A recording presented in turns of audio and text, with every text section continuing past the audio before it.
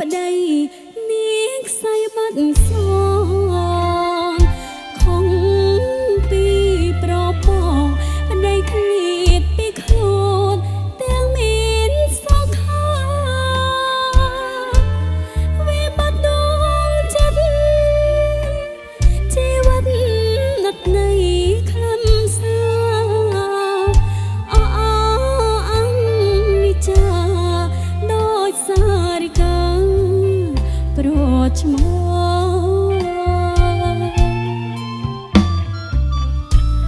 មុងអើយកុំសួរខ្នាយគួរនៅស្ងៀមកុំអើយអូនជុកឈាមបេះដូងក្រំគ្រៀមឆេរបាបោស្អបងម្ដេចក៏មិនពបងមិនអា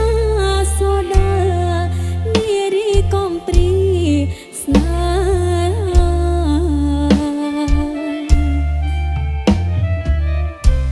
ទាំងក្បឿង5ខ្នងបងសងអូនថាទាំងដៃចាប់ការស្រែសួររកម្ចាស់ស្នេហ៍តើបាត់តាណាមិនដេចបងមិនលឺពីបាញ់អង្វរជីវ៉ាអូមិនចាំសងខាវិលជួបស្នេហាក្នុងមុំកងសព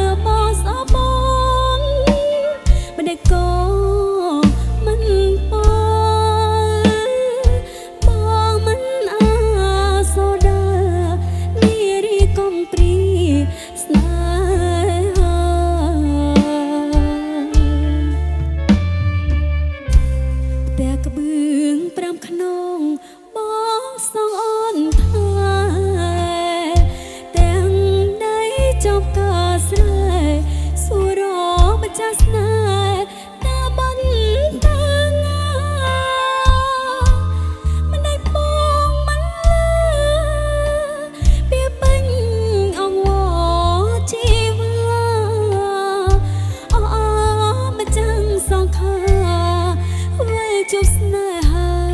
ក្នុងមុំកងសព